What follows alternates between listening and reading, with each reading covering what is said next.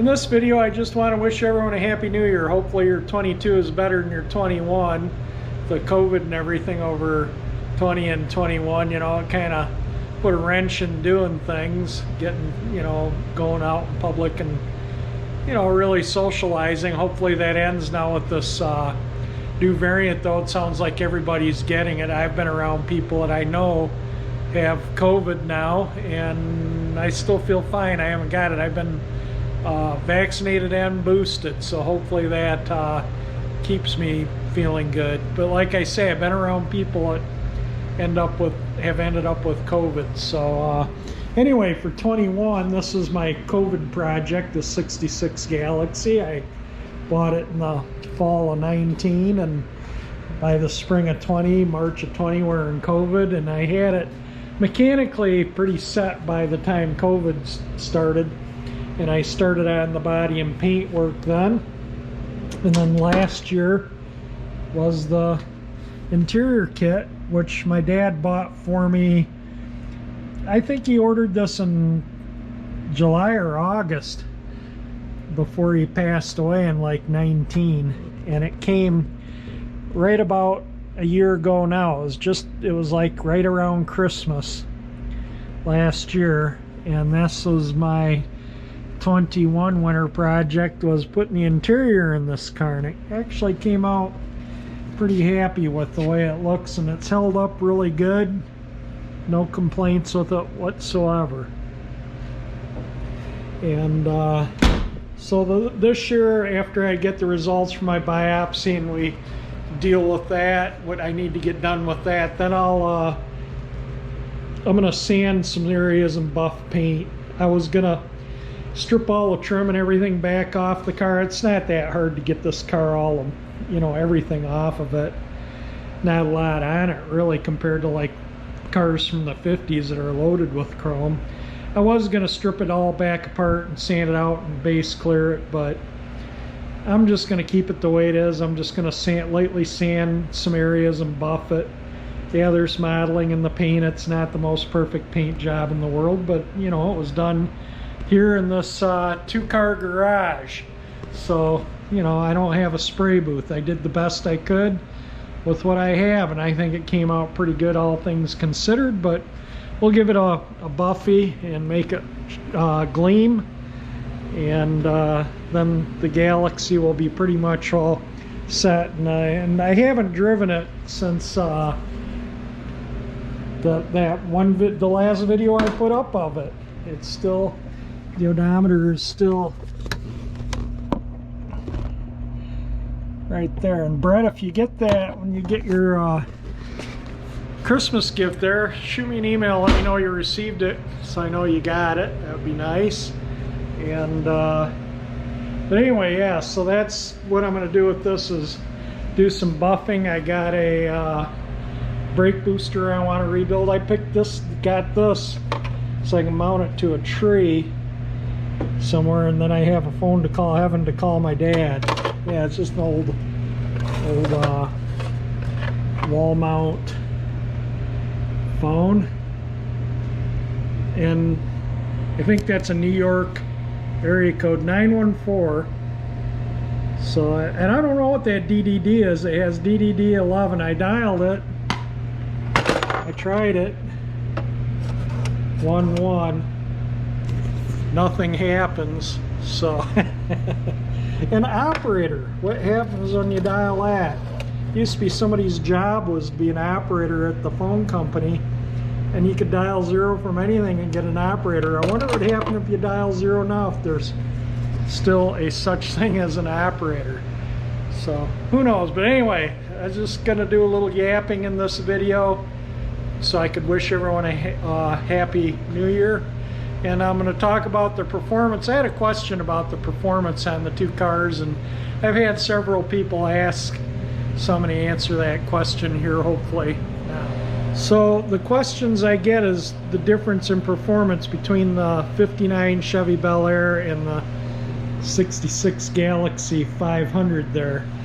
Now, both of the cars' engines are rated at 250 horsepower. The Bel Air's 348 is 250 horsepower at 4,000 RPM, and it's like, I don't know, 360 foot-pounds of torque at 2,800, somewhere around, and give or take a few foot-pounds. And the Galaxie's 352 is 250 horse at 4,400 RPM and 352 foot-pounds of torque at 2,800 RPM. So the Bel Air's engine has a few more foot-pounds of torque, a little bit more power because it's at, you know, the power comes in at a lower range, I guess. Same horsepower, but horsepower rating, you know, you can run an engine on a dyno, get different horsepower ratings every time, but your torque will be pretty consistent. Your torque is probably a more, or kilowatts, or probably a more accurate rating. I don't have the info on the kilowatt hours that, or kilowatts that these engines put out. But anyway,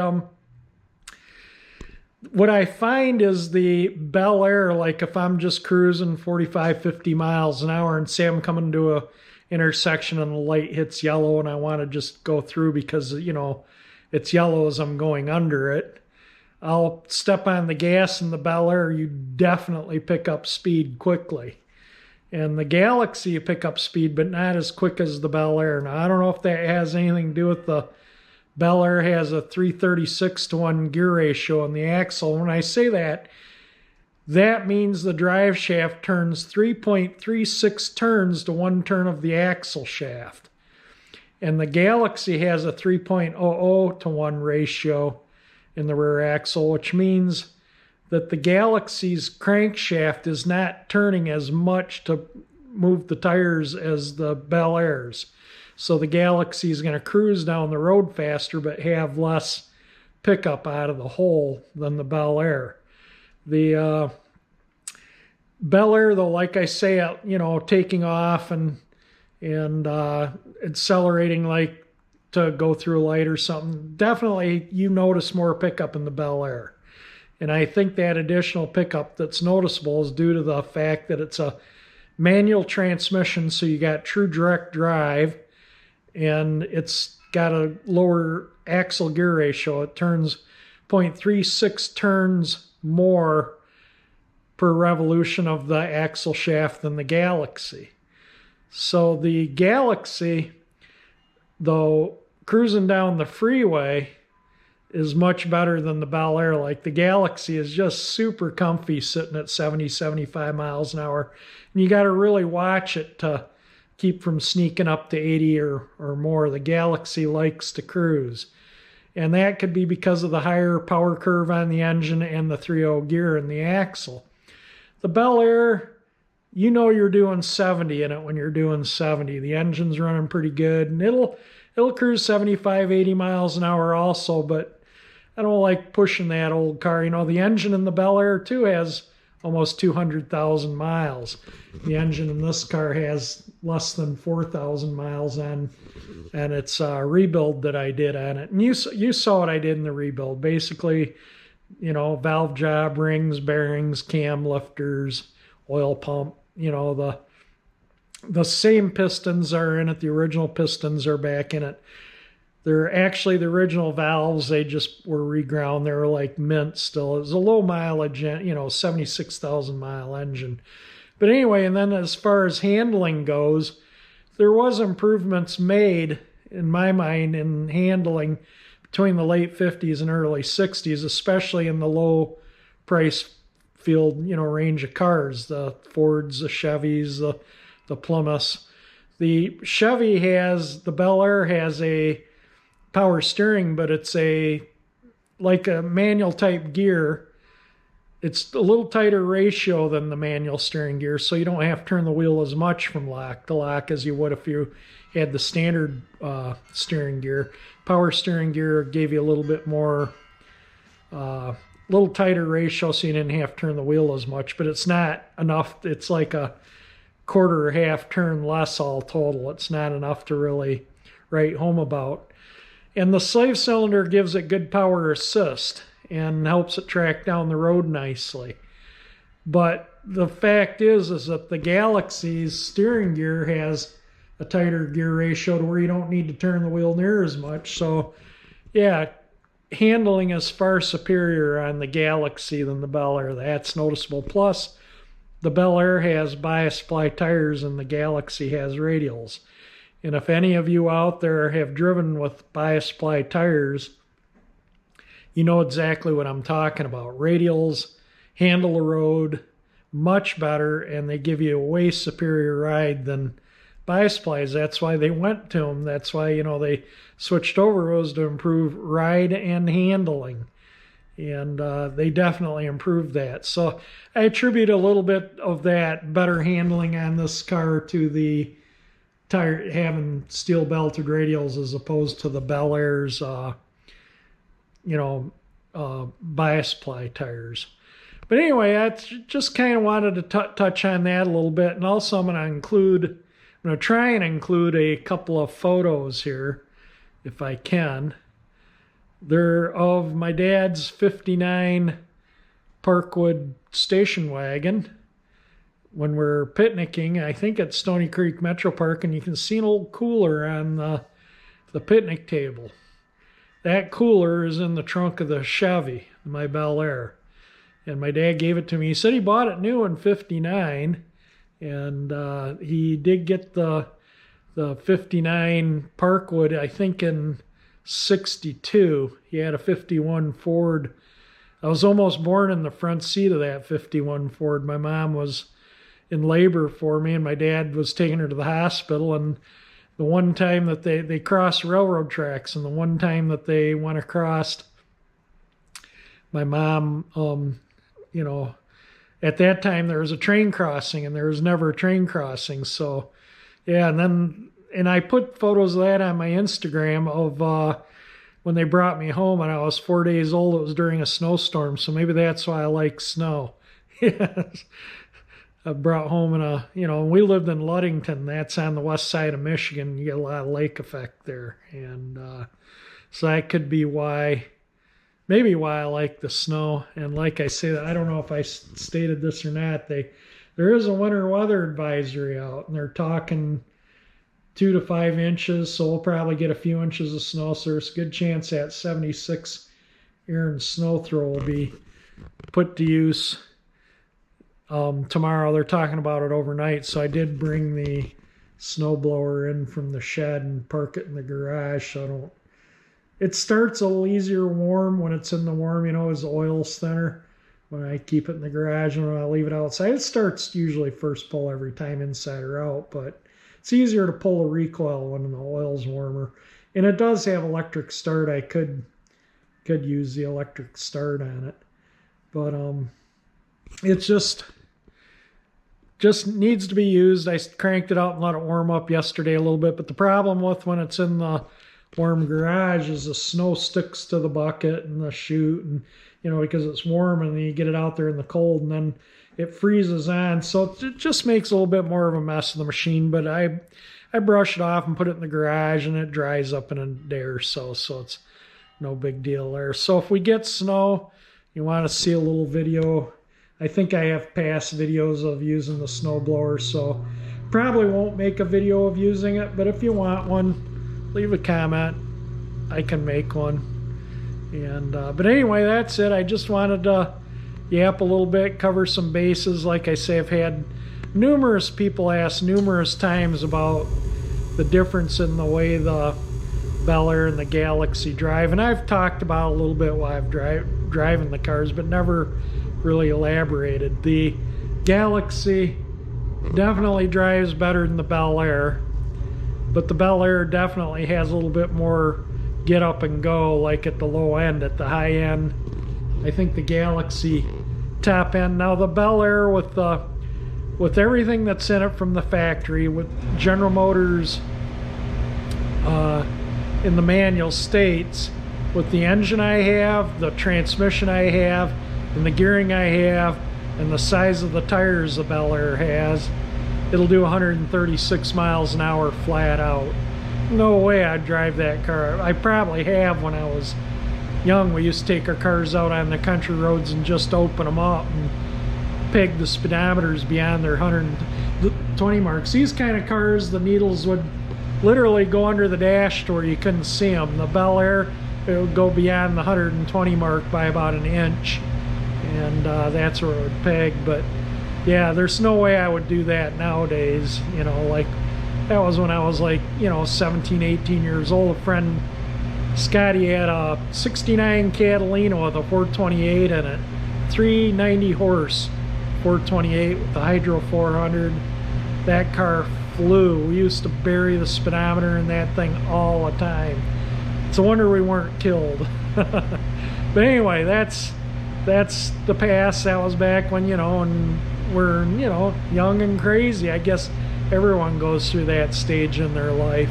But anyway, that was it. That's it for this video. I don't want to yammer on too long here.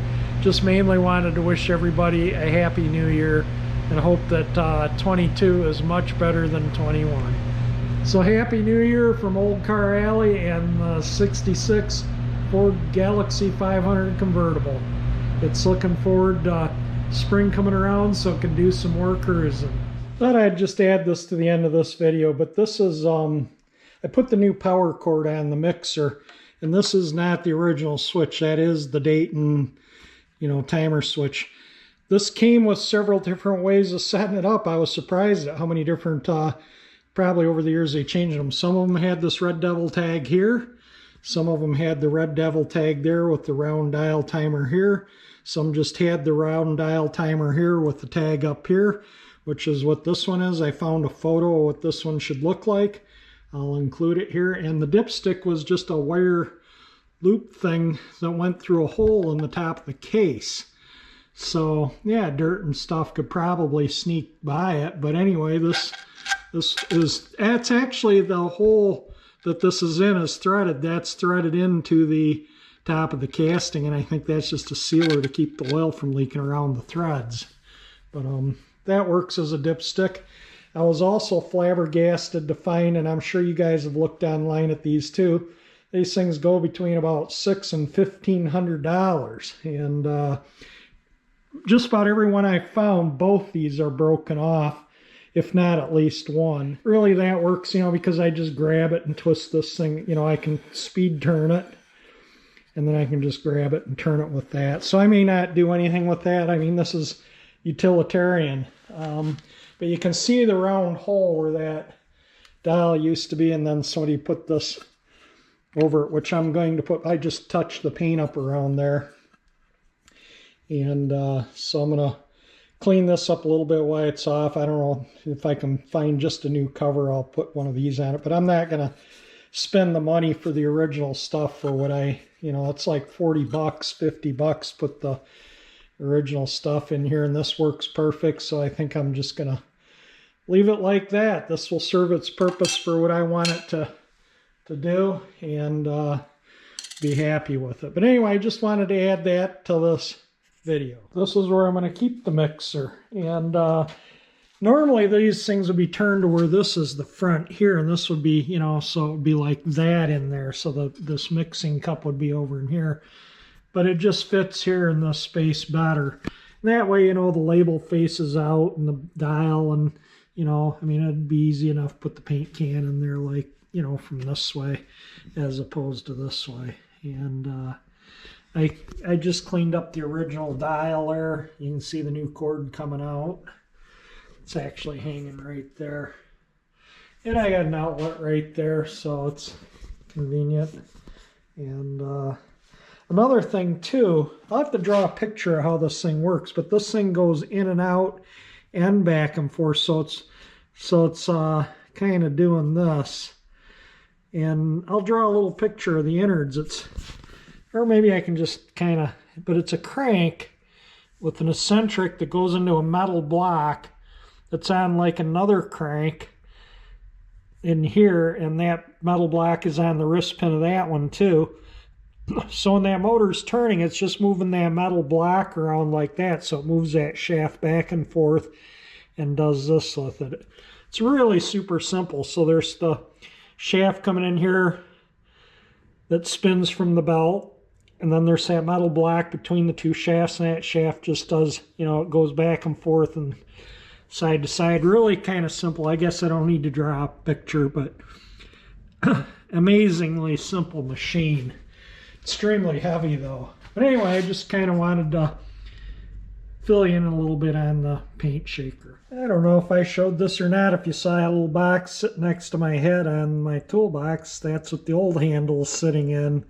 But yeah, I got a new handle that's available, and the timer switch, which is actually $100, is available too.